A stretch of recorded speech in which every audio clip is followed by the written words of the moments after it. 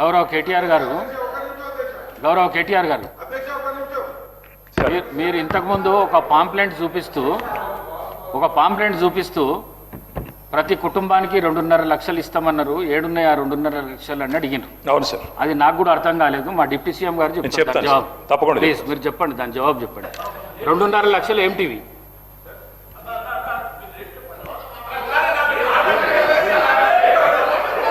Please please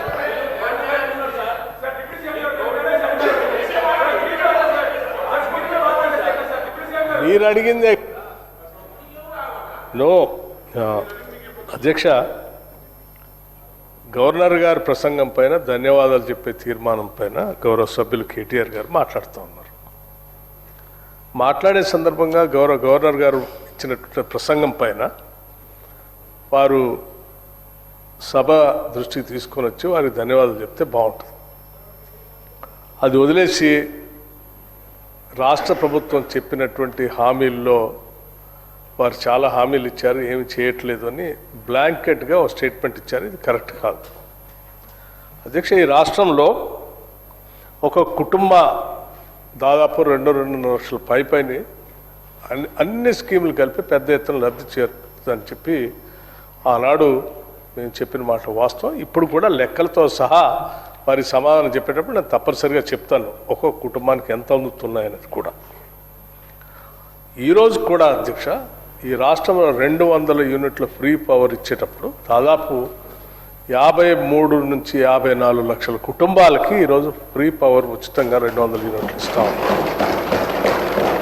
ఈరోజు కూడా అధ్యక్ష, రాష్ట్రంలో 1,15 లక్షల కుటుంబాలు ఉంటే దాదాపు 1,06 లక్షల కుటుంబాలకి వాళ్ళ సన్నబియ్యం ఇస్తా ఉన్నాం మనం ఈ రాష్ట్రంలో.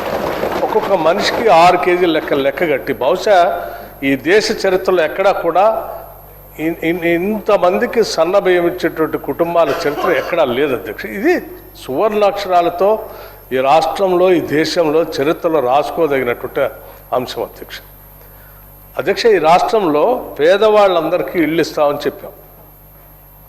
మీరు 10 సంవత్సరాలు ఆనాటి ఇందిరమ్మ ఇళ్ళు ఇచ్చేటప్పుడు ఒక గదే ఇస్తా ఉన్నారు. ఆ ఒక గదిలో ఆ కొడుకు వస్తే ఆడబడుకుంటాడు, అల్లుడే వస్తే ఆడబడుకుంటాడు, బర్రె ఆడగట్టేస్తాడో గొర్రె ఆడగట్టేస్తాడో అని మాట్లాడి మేము వచ్చిన తర్వాత డబుల్ బెడ్రూమ్ ఇళ్ళు అందరికీ ఇస్తామని చెప్పారు అధ్యక్ష. 10 ఏళ్ళు చూసాం, ఎక్కడైనా డబుల్ బెడ్రూమ్ ఇల్లు ఇచ్చారా అధ్యక్ష? ఉదాహరణకి అక్కడక్కడ ఏదో ఒక శాంపుల్ కొన్ని ఇల్లు కట్టేసి అట్లా వదిలేసారు తప్ప ఇవ్వలేదు కదా అధ్యక్ష. ఈరోజు మేము ఆనాడు హామీ ఇచ్చినట్టుగా ఒక్కొక్కరికి 5 లక్షల రూపాయలు ఇస్తామని చెప్పాము అధ్యక్ష. చెప్పటమే కాదు, మొదటి ఒకటే సంవత్సరంలో 4,50,000 ఇందిరమ్మ ఇళ్లని ఒక్కొక్క నియోజకవర్గానికి 3,500 ఇళ్ల లెక్క చొప్పున 22,500 కోట్ల రూపాయలతో పేదవాళ్ళకి ఇందిరమ్మ ఇళ్ళు కట్టిస్తా ఉన్నాం అధ్యక్ష. ఇది దేశ చరిత్రలో ఏ రాష్ట్రంలో కూడా ఇంత పెద్ద ఎత్తున పేదవాళ్ళ కోసం ఇందిరమ్మ ఇళ్ళు కట్టించినటువంటి పరిస్థితి లేదు అధ్యక్ష. ఈరోజు రాష్ట్రంలో మహిళలందరినీ కూడా మనం వారు బొమ్మెర పోతన గారి గురించి ఉదాహరించారు. ఆనాటి నుంచి కూడా ఈ రాష్ట్రంలో దేశంలో మహిళల్ని మహాలక్ష్మిలాగా గౌరవించుకుంటాం అధ్యక్ష. మా ప్రభుత్వం రాగానే రాష్ట్రంలో ఉన్న మహిళల్ని మహాలక్ష్మిలాగా గౌరవిస్తాం. ఈ రాష్ట్రంలో ఉచితంగా ఎక్కడి నుంచి ఎక్కడికైనా ఆర్టీసీ బస్సులో ఉచితంగా ప్రయాణం చేసుకోవడానికి అవకాశం కల్పిస్తాం. ఎక్కిన ఏ మహిళ కూడా టికెట్ గురించి డబ్బులు అడిగే పరిస్థితి లేకుండా చేస్తామని చెప్పాము అధ్యక్ష. ఈరోజు రాష్ట్ర వ్యాప్తంగా మేము ఇక్కడ శాసనసభ్యులుగా ప్రమాణ స్వీకారం చేసినటువంటి గంటలోపులోనే ఒకవేళ మేము బయటికి పోతే ఆలస్యం అవుతుందేమో అని చెప్పి బస్సులను ఇదే శాసనసభ ప్రాంగణంలో తీసుకొని వచ్చి అరగంటలో రాష్ట్ర వ్యాప్తంగా మహిళలకు ఉచితంగా ఆర్టీసీ బస్సులో ప్రయాణం చేయడం కోసం వెసులుబాటు కలిగించడం కాకుండా అధ్యక్ష, ప్రతి నెల ఈ రాష్ట్రంలో మహిళలు తిరిగేటువంటి బస్సులు సంబంధించిన టికెట్లకి లెక్కగట్టి డబ్బులు ఆర్టీసీకి చెల్లిస్తూ ఉన్నాం అధ్యక్ష. ఈరోజు ఈ రకంగా మేము ఇచ్చినటువంటి హామీలు అనేకం ఈ పెద్ద ఎత్తున అమలు చేసుకుంటూ పోతూ ఉంటాం. రైతు భరోసా అధ్యక్ష, ఒకటేసారి 9 రోజుల్లో 9,000 కోట్ల రూపాయలు రైతుల అకౌంట్లో ఇచ్చినటువంటి చరిత్ర కూడా కాంగ్రెస్ ప్రభుత్వం అధ్యక్ష.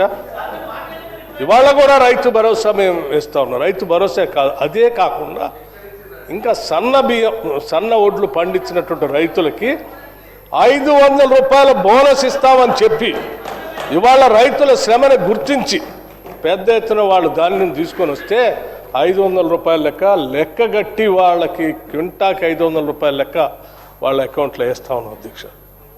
సరాసరి నేను మొన్న లెక్కేసాం అధ్యక్ష. ఒక్కొక్క ఎకరాన్ని రైతు పండిస్తే ధాన్యం పేరు మీద రైతు భరోసా కాకుండా రైతు భరోసా 12,000 లెక్కన ఎకరాకి 12,000 లెక్కన ఇచ్చేటువంటి డబ్బులు కాకుండా బోనస్ పేరు మీద మేము లెక్క కట్టేస్తా ఉంటే ఒక్కొక్క